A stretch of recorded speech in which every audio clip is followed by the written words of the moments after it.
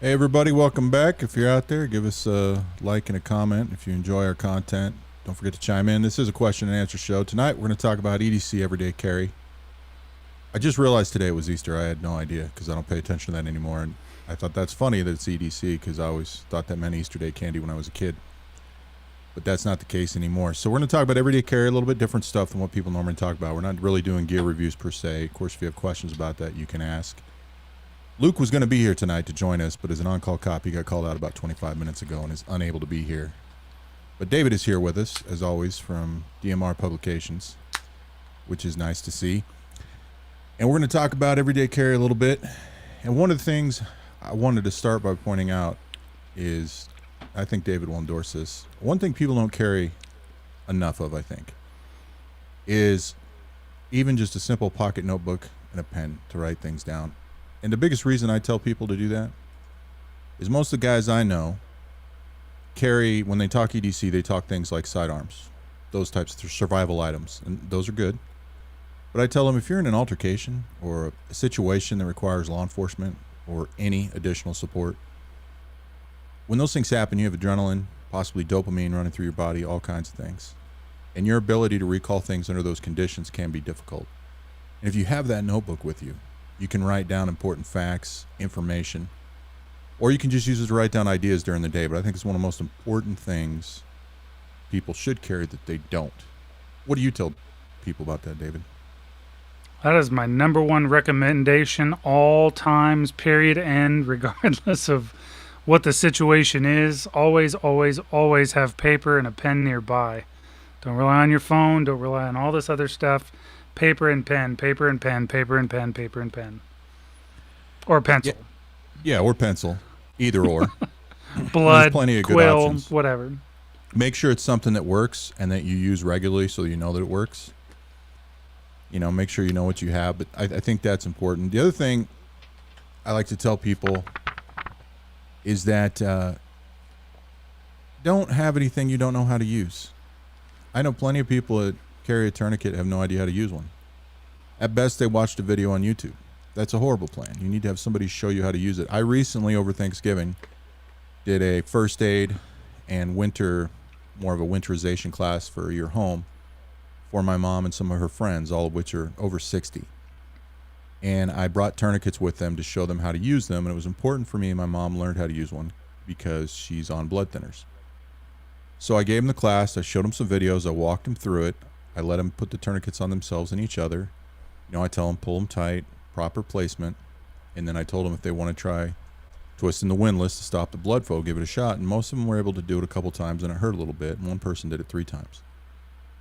And I said, you feel confident that you could probably use this now if you think you needed to use it? And they said, yeah. And I said, okay, well, let me show you how it's supposed to be done. So I applied one to myself. I said, to remind you, pulling it tight is one of the most important things because the windlass will only go so tight depending on the size of your arm. That might make the difference. So when I pulled it tight, they all just kind of gasped and shocked. And I said, watch the color in my hand. And I saw them, they got to see how much the color changed in my hand. And then I tightened that windlass 4 times and I almost got it a 5th. And I told them in some situations, this might be what it takes. And the point was, don't carry anything you don't know how to use. I think that's number one most important. It's the same thing I tell people that carry firearms. You shouldn't carry it if you don't know how to use it. Knowing how to clean it's good, knowing how to reload it's good, but just buying a firearm, while it's your right to carry one, you should get some training on it. So you have to decide what items, realistically, would you tell your own kids to get training on. Those are the items you should get training on. Would you agree with that? Yeah, I'd say that's a pretty fair assessment. And then, of course, there's the practice part. Just because you're aware of it, just because you perhaps know you've done it a few times, doesn't mean that you shouldn't practice with it from time to time. Um, I'll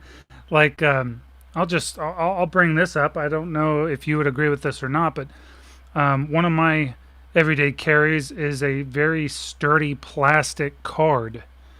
And I practice with that occasionally just to keep the skills up. I don't know. What do you think? What do you use the card for? Uh, Well, in case I need to enter A door? a room. Yeah. Yeah, so for those who don't know, one of the ways you can get into a locked door is by using a piece of plastic like a credit card. Now, you can damage your credit card. A couple things make this more difficult. Number one, a lot of modern door jambs will have a strip of about a half inch by an inch wide that makes it very difficult to get the card in there. It's not just for that reason. If you can't see, like on a lot of hotels, you can look between the crack, and when the bolt goes in, not the deadbolt, but for the door, some of them are curved facing you, which makes it really easy. If the curved side is not facing you, it can be difficult. But that's something worth practicing. If you have old credit cards, or let's say you have a credit card or debit card you use all the time and you know it's getting a little worn and whatever, call your bank, get a new one, just tell them it's damaged, and then use that one. And then try it. Find some doors, places you can do this and not get in trouble, so you can see the challenge involved. And if done correctly, you can make it work. There's plenty of videos on how to do this. Plenty of ways to get through doors. It's not going to work on a car door. It can't work on a regular door. Yeah, I'll tell you another thing. Those member loyalty cards that you get from grocery stores and gas stations and stuff like that, where they give you a big card and then like the key holder card or whatever. Those big cards that they give you are amazing. Those work phenomenal. Oh yeah, and you can make your own. All you need is the simple plastic, whatever it is that you got, that can make it work. You don't want to use metal. The metal would take to get in there is so thin and flimsy you'd actually run into issues. So you definitely don't want to do that. Plastic works best, and plastic's everywhere. Something like an old milk carton is probably going to be too flimsy. I wouldn't recommend that, but it's something to definitely look into. Figure out if you've got something that can work. Other things you can try, I've seen people try, I don't know how well it works, is they take a piece of plastic like that and on one end of it essentially cut kind of a hook so that if they can get it into the jamb but the bolt's facing the wrong way, they can pull it back. I've seen it work with great difficulty, but I really don't know how practical that is. Think of this more as ways to get into facilities that you control and own when you don't have your keys, or in an emergency. This is not meant for, of course, legal activity. That's a bad idea. Although I realize many things I talk about could be used that way. Something else too I tell people is don't carry too much. Don't get so much cool stuff or cool toys because you saw it on a video. You want to spend the money you're not prepared to carry. You have to consider things just like any place you go. You go to work, you go to a wedding, you go to the store, you choose what to wear based on the time of year, the type of clothes. Not all those all the time are going to be conducive to 15 or 20 different EDC items. You have to figure out which ones are practical, which ones do you really need. Like here in Arizona, common EDC item for me is sunglasses, and I have very good sunglasses because I need them because bright lights give me migraines. When I visit my family in Seattle, I take them with me because I need them on part of the drive, but I have to look for them in my car before I leave because I don't use them. They're not something I need. So you have to figure out what kind of stuff do you really need. One of the things too is kids. What do kids need? People don't often give kids things they need, like money, for example. Even small children. One of the shows I did, I talked about money and how you could do something simple like take a $100 bill or a $20 bill and put it underneath the sole of your shoe. It wouldn't be a bad idea to take a child and give them money they can keep in their shoe, a place they'll forget about it, where they're not always taking their shoes off, so that if they're in this situation and they know how to use money, if they're not too young, they can do things with that money. Like they could get something to eat if they get lost. They could possibly make a phone call. They could even, if they're older and have more money, find a place to stay. Or they can get that Uber or that cab. I think a lot of times people focus so much on what they want to have for safety, they don't think about people that can't always take care of themselves or are not mature enough to make necessarily the wisest decisions, and that they need items too. What other ideas you think would be good for kids or teenagers to have?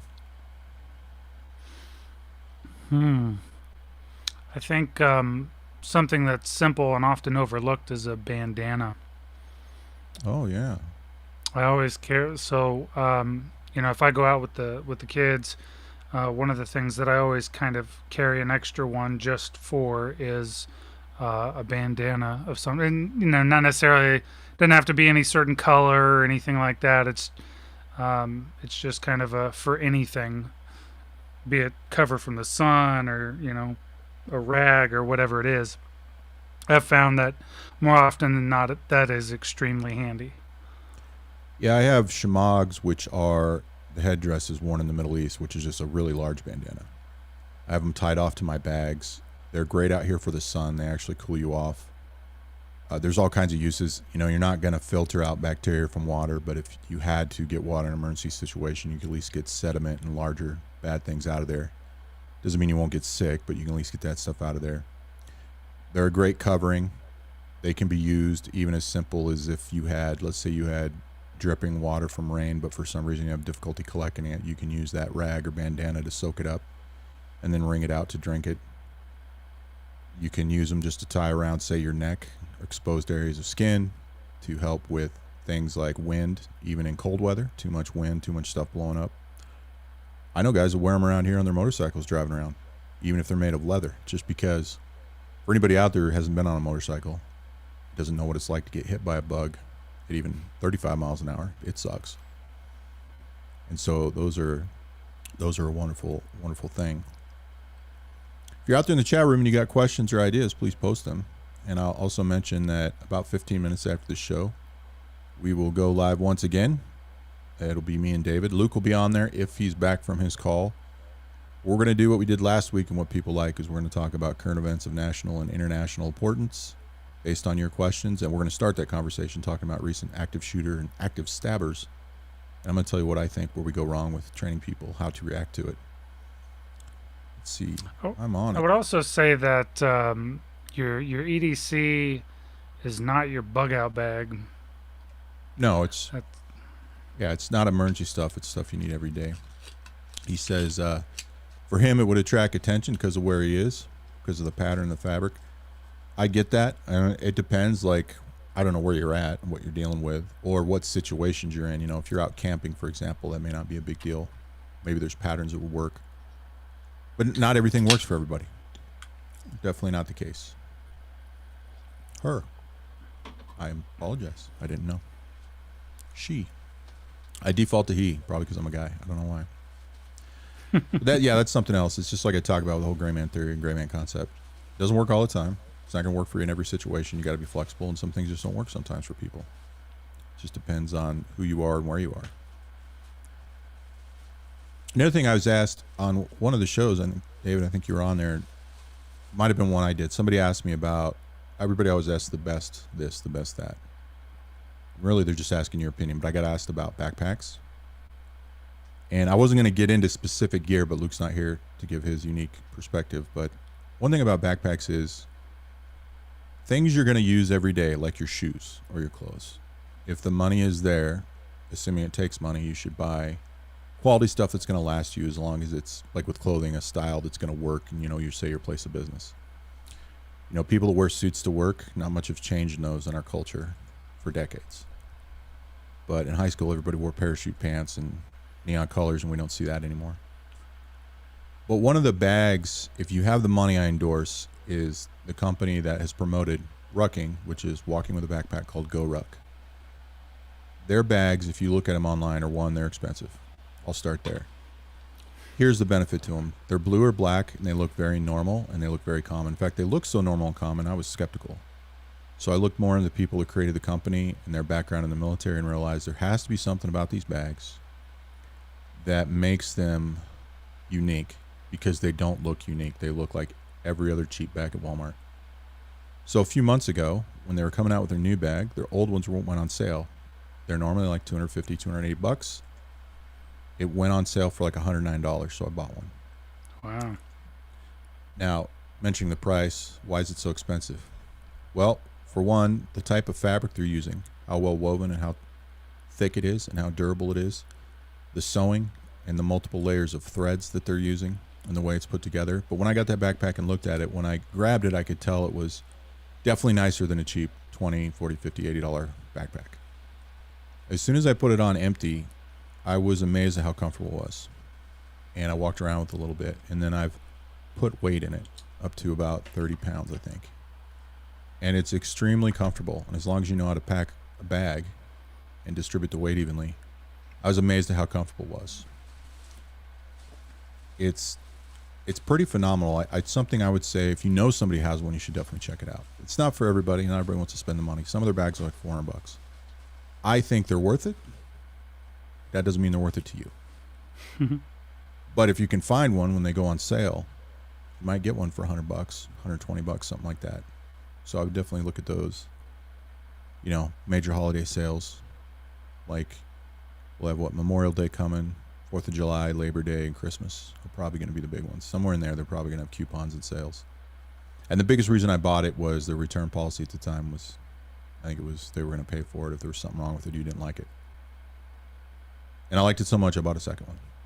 So I have one I use and one that's just there, packed if somebody needs it, I guess. You know, in case my dog needs a backpack. I've bought a variety of bags over the years, and I'll tell you, I've been really impressed with the Swiss Gear 1900. That's a pretty good bag. I've been pretty impressed with its performance and its rugged, ability. And what I also like about it is you can get, and I don't know, I'm sort of a fan of this. You can get it in all black, even their emblem, everything.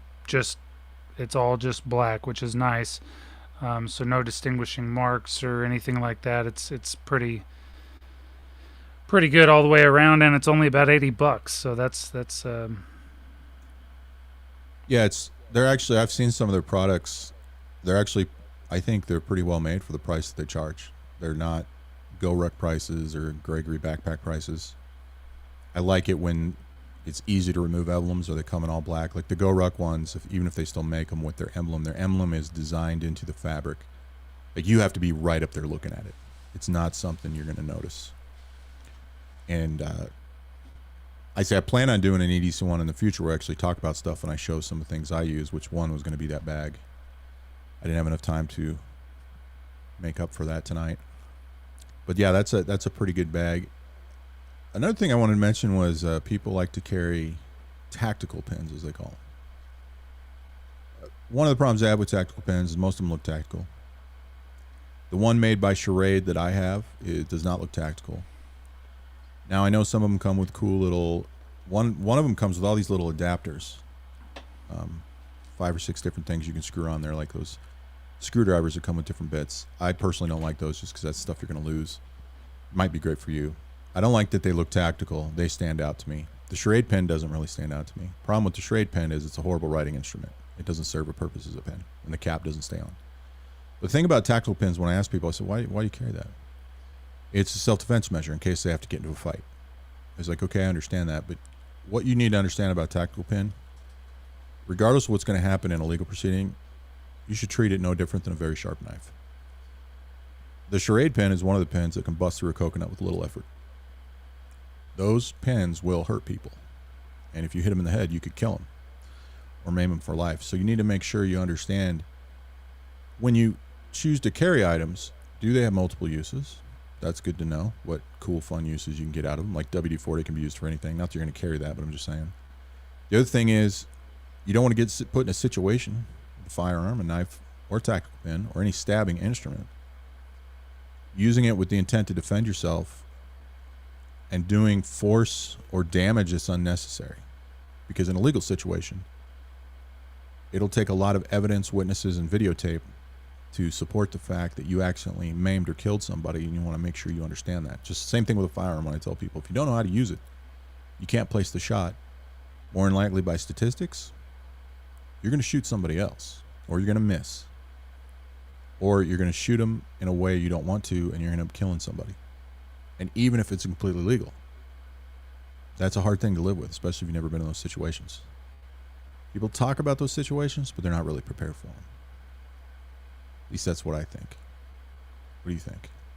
I think it's probably accurate. Well, I mean, that's the thing. I mean, situations unfold rapidly, and that's where chaos happens. And it's often said, and you've alluded to. In fact, I think you actually said it. You know, you can prepare for it all you want, but how you're actually going to respond is going to be very different, more than likely in the event. And that's true for anybody really, police or or even highly trained individuals, when it's all going down. Even highly trained soldiers, when it's all going down in real time, you never really know how you're going to respond from situation to situation, and so that's something to keep in mind. So even when Yeah. you are highly trained and practiced and everything else, things could still go sideways. So you don't want to risk it with, like what you were referring to. Well, it's like if a good example are Navy SEALs. I know a few, I've talked to them, but there's also plenty of guys out there that do stuff like this. And one thing, I don't know if they all say this, several that I know have said this. When they go through their training in Buds and Hell Week, they're like, yeah, as much as you might call it physical abuse or physical training, what you're really training is your mind. You don't realize how much you're actually capable of until you're put in that situation. That's a good thing to learn. The other thing we learn in the military, and I think special operators learn this more than anybody, is the quality and level and proficiency of your training, how it frees up your mind to where you're able to react and perform tasks because you've trained on it so much. It becomes more than second nature. It is, you are not just proficient, you are a master. It allows your brain, your subconscious, to take over so that the active part of your brain is working, can focus on other things. The reason that's important is there's been studies. In fact, I think it was Dave Grossman mentioned this in one of his books. I think it was him. That the best trained soldiers in the world, the best, like tier 1 guys, most of the time in, say, a gunfight, at best can only track about 30% of what's going on. Big part of that is you can't see everything. You're higher up in command positions, you got people talking to you, you got radio traffic, mission you're trying to do. There's those factors. But there's also chemical factors. No matter how calm you are, there is a certain amount of adrenaline or dopamine. Now you take a regular everyday person who not only hasn't had these experiences, hasn't trained much, or even trained with the equipment they're using, to where they can master that tourniquet when they need to. Then there's that dangerous situation, that car wreck. They see it, they get excited. Adrenaline, possibly dopamine, possibly other chemicals, fear, concern. Maybe they're the hero that reacts and picks up that car off the kid, but it's difficult to function through things in a crisis when you're not trained for it, you haven't been in those situations, and that's why training is so much more important. That's why I said in the description about the show, it wasn't going to be so much about the gear unless people asked it. It was more about, I think, the ideology behind it, of the things that we carry. People do pocket dumps all the time, and I think those are cool videos. But they never talk about the real reason why, or what you need to think about what you're carrying, or what's important to it. Why do I feel...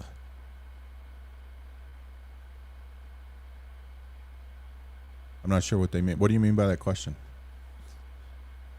If you can explain.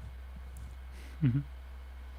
She probably sees you doing stuff. He's probably doing crypto Bitcoin trades right now. That wouldn't surprise me. Yeah, people don't talk about that stuff all the time, trying to figure out exactly why you should or shouldn't carry something. What stuff do you need training on? Why is that important? What things should you carry? Like, do you carry cash at all? Cash is important, even if you only carry $20. You may never use cash, but it's good to have. You never know when you're going to need it. You never know when that card reader is going to be down in that gas station. I've had that happen to me, and I've gotten gas or, drink or whatever because I had cash. And other people either had to go somewhere else or get money, or you would see them get concerned because they didn't have just a little bit of cash. $20, even in today's gas prices, is going to be 2.5, 3 gallons of gas. That'll get you a ways. Yeah, you can buy a few things for $20 at a store. A kid with 10 or $20 that they can carry around, that they know that it's for emergencies, can do a lot with that money. So those are the things to think about. It's like one example, people carry wallets. Nothing wrong with carrying a wallet. I carry some sometimes. But a lot of wallets are big and fat, not because they have cash. It's because they got like 10, 20, 50 cards, it seems like, in there. Just like the guys that carry 50 keys in their key rings. That's extreme, but it's how much of that you really need. What happens if you lose your wallet? You lose all of that. Like, even when I have a wallet, and especially when I'm traveling, I leave it in my car. I carry a piece of plasticing that can pay things and a piece of ID and cash. Just in case I accidentally dropped it. Just in case something happens. Sure, somebody could steal my car. Odds are I'll drop that wallet long before somebody will steal my car. Plus, that way, think of it this way. You get mugged for whatever reason. You lose your wallet. How much is in there that you're going to lose? If you lose one piece of ID, $20 in cash, and one credit card, you still have all that other plastic you can use. And you have less phone calls and investigations to have financial institutions make. So that's why I say don't carry too much. Like your keys. If you lose your keys, or God forbid, like the movies, somebody steals your car right there in front of you, pulls a gun out, takes your car, and you got 10 keys on there. Keys to your house, keys to your storage unit, keys to your business. You lose all of that. How much trouble does that cause? How much pain and heartache when you could just be losing the key to the vehicle? I tell people all the time, if you have a vehicle that has a valet key that you can give to a valet, I would make that my primary driving key, especially in inner city areas, anywhere in big cities where something could happen to where you still have everything else. Let's see. She says, I would sew a pocket inside their shoe if I was going to put money in their shoe, because the shoe is one of the first places someone would look. Might be for some. Not really in my experience. One of the benefits to the shoe is that you forget about it until you need it. You don't take advantage of the convenience of having a few extra dollars. But I understand with a kid, you got options there, especially when they're a young kid. If they're taking their shoes off all the time and playing, or in kindergarten or whatever, you have concern there. But you just got to figure out exactly where you would put it. It doesn't have to be in the shoe. That's just an idea. There's other places, other things you can come up with ideas. You got any other ideas, David? Places for hiding cash? Or things to do differently to not carry too much? Oh, yeah, I mean, I would say it also kind of depends on, and I think you alluded to this earlier, kind of depends on what your plans are. Now, granted, we can't always plan where things are going. We can't always plan catastrophe or emergency situations or things like that. But, there are some things that just flat won't apply. And that always should at least be a thought. If you're going to, well, I mean, I don't know. Maybe that probably goes without saying. Maybe that's obvious. Well, it's situationally dependent. There's going to be situations that dictate how you have to behave, act, or what you carry. You have to adjust to that. I'm just saying in general, I think these are good ideas for most people most of the time. Not everybody, not all the time. Just figuring out what's somebody going to take from you. Because it makes you a target. You pull out a credit card, buy a soda, put it in your pocket. That's what everybody does. And then one dude has a big fat wallet and you can see the cash and all that stuff. Yeah. People notice. Well, see, so here's just something, and I don't know. This could be dumb. It's a weird habit I picked up a long time ago. But so let's say you do carry a wallet for whatever reason. So I do. I don't really have much in it, but there'll be a low sum of money in the wallet.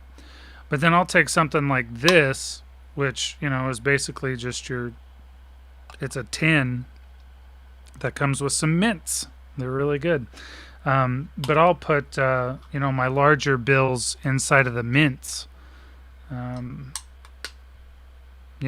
that way you can still shake it up and hear it or whatever. But yeah, I don't know. It's just another idea, but it's a good idea. But somebody takes your wallet or tries to mug you and you're not in a position to defend yourself and they're there to take your money, they'll take your money, but then your real sum is in with your mints. I have a friend who keeps cash in his vehicle's owner's manual. That's always in the glove box. Most people never touch it. They never use it. Kids don't look at it. Keeps like $200 in there just to have. That's a good idea. Yeah. So what are places that would that would be always around where you could have those extra items? Because this speaks more to just, everyday carry. When people talk about it, they talk about it kind of like how they used to talk about the lines of gear. I've mentioned this before, but the lines of gear were developed in Vietnam, I think, by special forces. First line of gear, they carried on them all the time unless they're in the shower. So if they're just wearing their uniform and nothing else, they had like pen and paper, maybe a compass, A few little things. Maybe they had to carry a radio. Probably not back then. The radios were pretty big.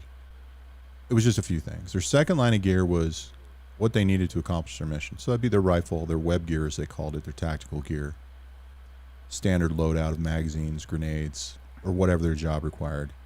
And the third line of gear was more comfort or specialty items. Comfort items might be extra food, extra things like that to keep you sane and happy, as well as specialty items. Maybe they don't always carry, a mortar round or a claymore or deck cord, but that would be a specialty item. Everyday carry, you look at it the same way. Like when I carry a tourniquet, I carry it on my person. Not everybody needs to do that or doesn't, and that's just a choice I make. But your first line of gear is what's on you all the time, and some items are always EDC. If you always have glasses or sunglasses or reading glasses, keys, and a wallet, a cell phone, that's basic everyday carry. That's on your person all your time. Maybe you carry some other things too, like a Leatherman or a knife or a flashlight. Your second level of items are the things that you can carry but are typically in some sort of travel bag. Not meant as a bug-out bag or get-home bag, meant as if you needed those extra items. So like one of the bags I carry, which is a messenger-style bag, has a small first aid kit, another tourniquet, backup battery to plug into my phone if my phone was to die and I had no power. I keep pen and paper. I have a lighter in there. I also keep a radio, a ham radio in there. A few other items I don't remember off the top of my head. Third level items would be items that maybe I can't carry as easily or don't want to carry all the time. So if I'm using my vehicle, those would be items in my vehicle. So for me, I have some standard things like jumper cables and stuff that's always in my car, but I have a box of stuff that I keep in there, especially when I travel, of extra items that I would almost never carry on me. I also have a second bag that's a backpack. That's more like my get-home bag, but I look at that. It's an everyday carry because I have it with me all the time.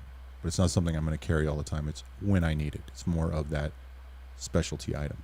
Whereas my box is more comfort items. There's a second radio. There's a solar panel. There's a couple books. There's food. There's a lantern. There's some road flares, chem lights, things like that. So that's why I say don't try to carry too much. You want to see an EDC kit? Have a woman dump out that big-ass 20-pound purse she has.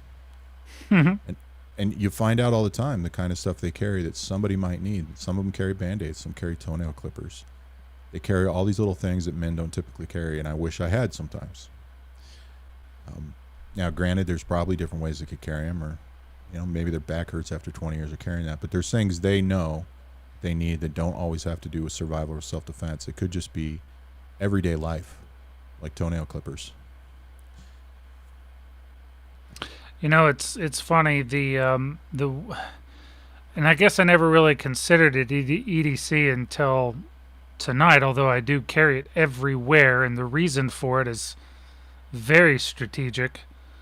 I do not leave the house without some form of eye wash or eye cleaner, right? So saline or magic drops or something like that. I always, Sure. always have something to clean the eyes out, because when I guess I was probably, I think it was in my late teens, we decided we were going to go river rafting, and for whatever reason, when we were down there, I got something in my eye, and I mean, it really just kind of took me out. I couldn't participate in anything until my eye got better, and really at the end of the day, all it needed was some Visine or saline rinse or whatever it was, and I mean, I was out. I mean, getting your eye, filled with dust or whatever it is, scratched or not, I mean, it can cause some really big problems for your mobility and anything else, really. I mean, so ever since I mean, not to say that I've never left the house, but I have rarely left the house without some sort of eye care, be it like I said, saline wash, Visine, magic drops, or something. One of the things I carry is, if you think of a standard driver's license, there's companies that sell them for your pets, and I had one made for my dog. It has important information on there, as well as some stuff on the back, and then there's a miniature version of it that's on her collar, so people know she's chipped.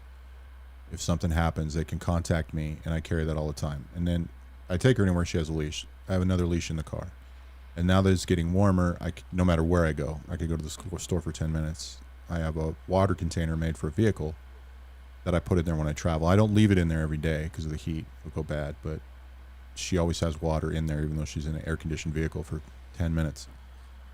I say that because one thing a lot of people don't do even now is, maybe they don't even realize it, is you can go to your Department of Licensing, Department of Motor Vehicles, whatever state has, you can get an ID card for your kid. And those are good to have because, one, it's good for them to have it if they need to talk to anybody, especially if they're young and need to talk to a police officer, so a police officer can get a hold of you. You can write additional information or put a note with it so that they can be contacted. And it's especially important when you have a kid that's got a medical situation that might need something.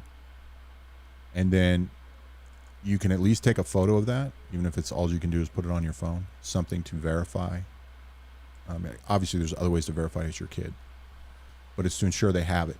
You can also, in some, I don't know if this is still true, but when I was younger, in some states, you could get an ID card and a driver's license. If that's the case, you could also give them an additional ID card of yours so they know exactly, if they had to talk to, say, an adult for whatever reason, they know who their parents are. There you go. Did you make $1 million off that yet? I guess I missed it. Got an eye wash adapter. Oh, that's cool. Let's see. Your EDC is 8 pounds. I would hope that means you're carrying a firearm because that's a lot of weight. In general, I think that's a lot of weight. But a firearm with extra magazines could easily be more than half that. I guess if you're comfortable with that, it's just realizing for people, especially people who are new to this, you don't have to just carry things because somebody else does. It's like you don't buy things because somebody else does. Okay, it is. So he does have a firearm. That's good. I'd be a little concerned at 8 pounds if you didn't have a firearm or a big purse. Realizing I really what... like that idea. What's that? I was saying I really like that idea, the eye wash adapter for the water bottle. That's smart. Oh, it is good. Water's important to HRM, mention you got to too. contact me via the website. Let me know. I'll buy one from you. Yeah, maybe we can get it marketed out there. David put on the website. Yeah, like out here, water's an EDC item in Arizona. It should be for everybody. It's so hot and so dry, and the heat's picking up now. It's only been over 80, but 2 weeks ago it wasn't even 70, so it's a noticeable change. But water's a huge thing. And I tell people too, especially if you're traveling, even if you're going on vacation someplace, carry water, but don't necessarily just carry the plastic water bottle. If you can, carry a water bottle you pay for that's refillable, that's sturdy. Just because you never know where you're going to be able to get water from. The water bottles can get damaged. But it's always good to have that. You have to consider, like, if you're in a situation, your vehicle breaks down on the side of the road. If you don't have water, especially in Arizona, and you got to walk a mile to the exit, that could be terrible. You know, if you're in a city, let's say you're in a place where something bad happens, one of these attacks, and you don't have water on you. Depending on how many people are there, how hard it is to get away, adrenaline, the physical exertion, if you're running, you'll feel the effects of not having water very quickly, and it can be hard to find it. Be hard to get it. You may not be able to just walk into a store and buy water or soda. So water is very important. If you're physically exerting yourself, or if you just work outside, if your job is to work outside, say you're roofing a house, you should have some sort of snacks on you, food, basic food items, just for when you start getting a little fuzzy or a little tired and not having to wait for lunch and just pop that snack in your mouth. I carry snacks and water all the time. It's like I carry snacks for my dog.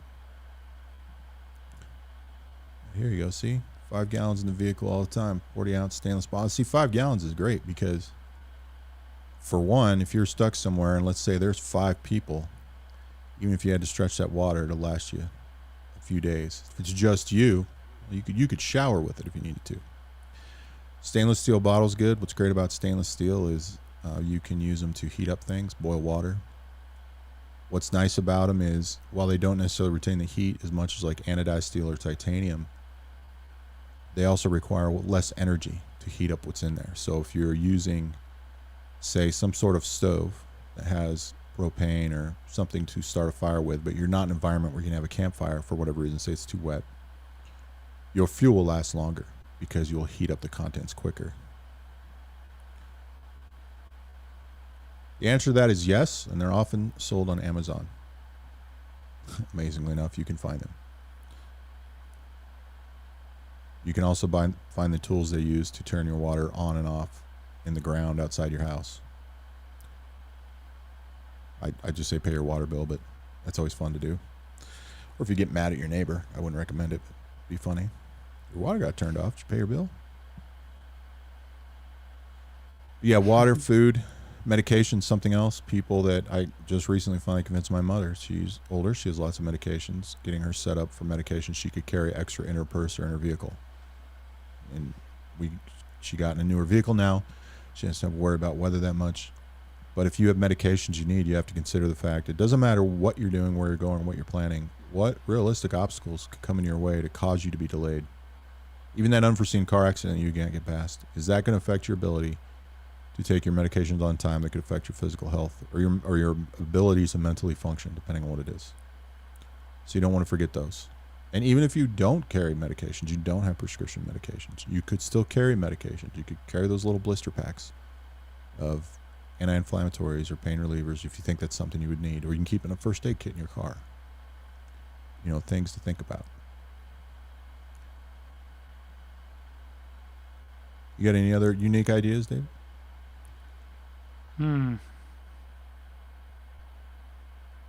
Well, you know this. You lived out here. Suntan oil and suntan lotion. You can't throw a stick without hitting that stuff. Everybody has it. You need it out here.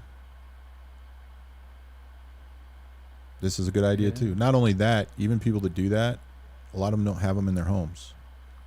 Even the little spray cans you can get for small fires and grease fires in your kitchen.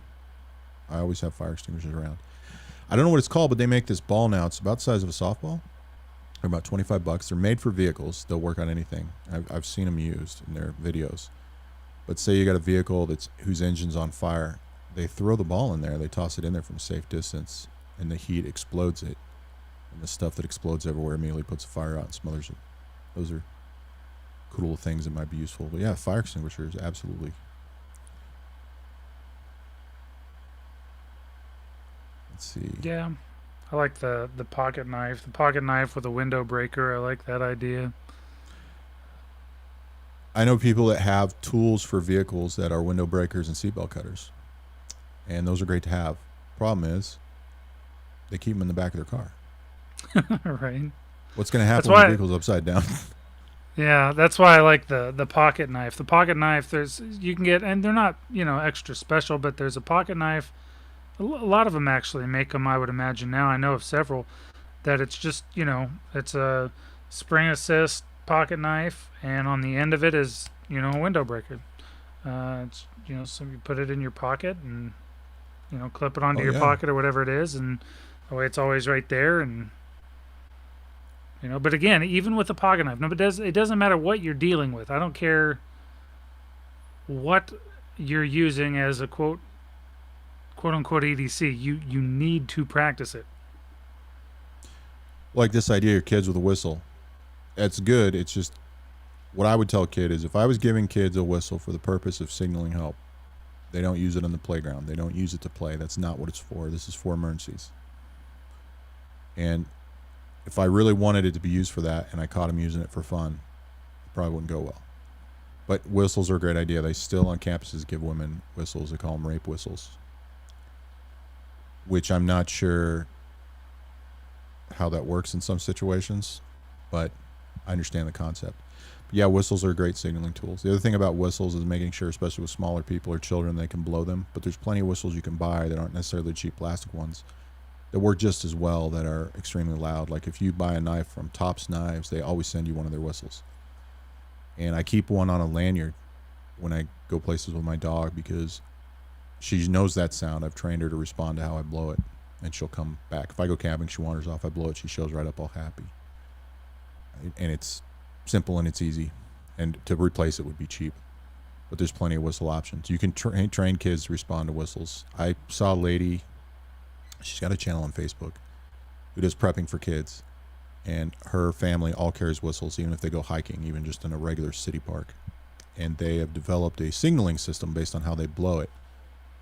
That way they can hear each person, rough idea, not entirely accurate how far they are away, but the signaling tells them if they're okay, if they're lost, if something's wrong, if they're scared, and you can develop something like that. But that can work well. You just have to develop your own system. Just kind of like the whole cipher system, just a way to signal to your kids and for them to speak back to you so you don't have to yell. Got any more questions or comments from the gallery?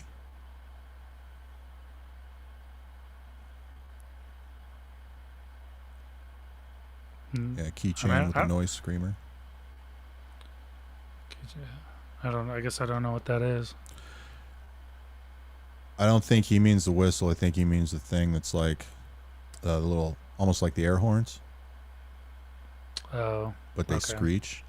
That might not be what they're saying, but I've seen those.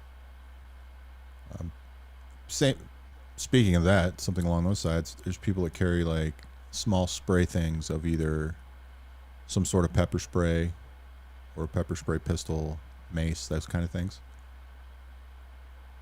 If you got one, that's great, but the best thing you can do is have two of them and use one a few times and use it outdoors or from your vehicle spraying at something so that you can understand the impacts. Because one of the things to realize about that is they're probably going to be used outside most of the time, but not always.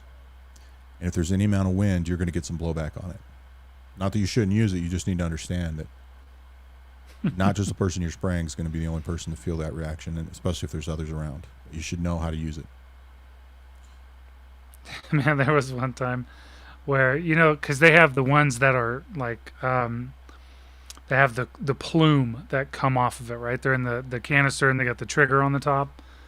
And I was working, this was years ago, we were working security in a very tight space. And it was like at night, and there were a lot of people, and they were drunk and everything, and things started to get out of control. And the owner of this facility came out, and he was, I don't know what he was thinking, but he came out with one of those and just he pulled the trigger on this, and the whole room just filled up, and everybody, including him, everybody, us, everybody, were just wrecked for a while there. So yeah. Got to be careful with those things. Let's see. There's a question.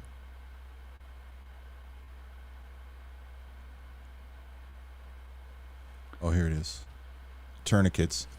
So I like the cat tourniquets the best. That's what I train people to use, although I have 4 different types. The reason I don't like the rat's tourniquet is only because, especially if you had a leg wound and you needed to tourniquet arterial bleeding, no matter how you apply it, if you have to start moving, there's a much higher likelihood, and this has happened, than any other tourniquet, that it's no longer going to be functioning well. That could cause you to bleed out. They are easy to use, but that's part of the issue. The other thing is it requires heavily on your ability to pull it tight, because it doesn't really have the windlass function. The soft T tourniquets are nice, especially if you're using them on another person, even though they're a little bulkier. What's nice about them with the screw, they have a screw that screws down, is it requires dexterity to loosen that screw. And it makes it so if you have a victim or an injured person that is, especially if they're conscious but acting erratically, it can make it very difficult for them to take them off. But it's also difficult to remove it when it needs to be removed.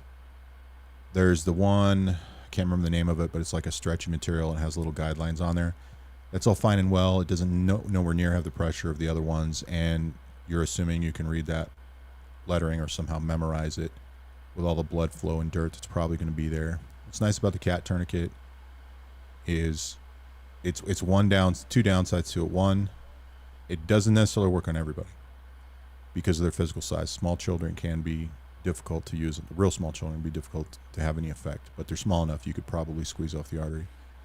The other thing too is if you put it on incorrectly, not that correctly matters, it matters a little bit, the person who's injured could remove it or somehow relieve tension from it. So you have to make sure that you're using it in a way where if you're applying it to them, you're pulling the tightness away from their body, or I mean towards the center of their body. So if they try to free it up, it's more difficult, and then you put the windlass out of reach. It's helpful. But kids can apply those. Even if they can't pull them super tight, they can usually pull them tight enough that they're able to turn that windlass. Young kids, like 7, 8 years old, people have practiced with them. That's why I like them. It's one of the items. There's always items out there you can cheaply. I tell people, if you're not buying a cat tourniquet, paying the money for it, you're probably buying a knockoff. I've seen a lot of people knockoffs not knowing they have them. I have several. When I train people, I show them what the knockoffs look like, how hard they can be to identify. Even some of the ones the military had, they had to get rid of because it turned out they were cheap knockoffs. That's why they got them so cheaply. Good tourniquets, full price. If you buy them like North American Rescue, you're probably going to cost you around $40, $30 to $40. I think they're on the Cat 7 version. But even if you get an older one that's brand new, like a Cat 5, you're still good.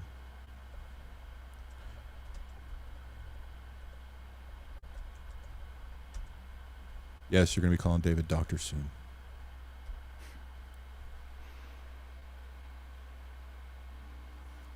They don't have any special tourniquet. They have what they call the Israeli bandage. Because it was developed in Israel, it's called the emergency bandage. So what it is it's not just a bandage, it's a pressure bandage built in one. So it's a large bandage with a stretchy material, kind of like the wraps for your ankle. And the way it goes on with the hooks that are on there, once you get the wrap started, you're able to pull it back over their little handle. If I had one, I could show you, but it applies more pressure to the wound. And then as you tighten it, and it's got so much stretchy material, you can do several layers on there. And a lot of times it's all you need. The other thing about this, a lot of people don't know what arterial bleeding looks like. Sometimes you have arterial bleeding and it's not obvious. But typically when your heart beats, it's going to start squirting across the room. People don't realize how much pressure there is in their blood vessels or their arteries. That squirts it out. And it's usually bright red. And it's scary looking. Yeah, it's one of the things movies don't do a good thing at showing the reality of, but it's probably a good thing to how graphic it is injuries from, especially like war movies. They don't quite know. Kind of like when these explosives. See that or not? Yeah. But I had a knife go this way, like straight in, and it just nicked it. And oh wow. It was pushing out to the point where I was panicking. Like I had my hand up and I was like, where is this coming from? And I had to follow it back to where that was, and I could stick my finger in, and it was really gross. And then I passed out shortly after, and yeah, I mean that's scary. Yeah, and can't tourniquet that part though. Well, you could definitely stop that bleeding. Yeah, you could. Why is he dead? He suffocated, but I stopped the bleeding. Yeah, tourniquets don't go on the neck; they only go on the limbs. They do have sort of a type of tourniquet system they've developed for abdominal bleeding, kind of. It's more of a pressure dressing, but they're expensive. They're hundreds of dollars. Not everybody has them, even in the military. But yeah, never put a tourniquet on the neck. Some people have to be told that. It's not a good idea. You can also learn how to use them on animals, and if you're interested in that, one of the things you should look into, even for dogs, is finding out, do any Red Cross or places that teach CPR have a pet first aid class? Will they learn about resuscitating animals, but some of the basic stuff? You can also talk to veterinarians. Some of them will just show you some basic areas, like this is where the artery is, this is where you'd push, things you can do to stop the bleeding. I totally misunderstood where you were going with that at first. Where'd you think I was going?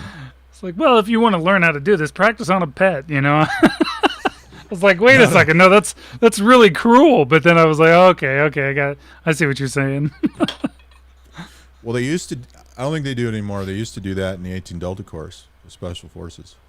They'd get an animal, because part of what they learned is veterinary medicine, and they'd have to care for the animal. I don't know how much care they put in the animal. I think at some point it went less care, more like this is your animal. But they would cause a severe injury, cut an artery, shoot it, something like that. And the thing was, you had to keep it alive for a certain amount of time. If it died, didn't mean that you failed. It was how long you keep it alive for. That's my understanding from a guy that was in 18 Delta. He said, yeah, he had a goat or something. I think it was a goat. He's like, oh yeah, it died, but I kept it alive for this long. Like I exceeded the standard. I was like, man, I suppose I could do that, but if it would have been a dog, it'd been like, I'm done. Mm-hmm. Or put it out of his misery. I'm like, how can you do that to a dog? Yeah, don't practice on your dogs. But yeah, there's training out there for animals that you can get. This is why I want to have this conversation about different things. I know it's not as popular as pocket dumps and gear reviews, but maybe next time we do it, when we get Luke on here, I'll pull out some items and explain, here's the item and why we like it. People like those gear reviews, I guess. I just don't do that. All right, so it doesn't look like we have any more questions, so what we'll do is, for the last one, we'll use this, the bandana and the limb twist. This is how the military used to teach us how to use tourniquets before they developed things like the cat tourniquet, where what you would do is you would say you tie a bandana off to a limb. You just do one wrap, like when you first do your laces, you pull it tight. Then you'd lay something in between it that was rigid. So not a twig, like a strong limb, piece of metal. And then you would tie a knot over it tight so that you could twist it to stop the bleeding. Now it would be called an improvised tourniquet.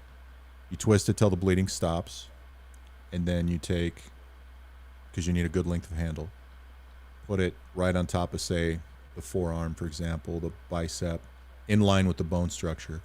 And then when you use a second bandage to tie it down again, so you really need two pieces of material to tie down with, it's so that it stays in place. And it's improvised, but it can work. Thinking about the stuff we even had 10 years ago, despite what they have now, we were just using those simple, you'd get one bandage like they had in Vietnam, that's all we'd get, and then one cravat, which was a bandana, and that was our medical gear. I am so glad I never had to go to war with that, and we had IFACs. All right, so it is just about the top of the hour, so 15 minutes after the hour, about 17 minutes from now, or for those who are watching this later, there'll be another video up. We're going to do a premiere of our new show called Three Wise Men, the nickname somebody gave us. It'll just be me and David tonight unless Luke gets back and kicks on there. And we're going to start off talking about active shooter, how to prepare for it, how to react to it. And then anybody's questions out there about any current events you want to know more about, current is relevant, of anything you think is important or national or international importance. So thank you for being here, and we'll be back in about 15 minutes.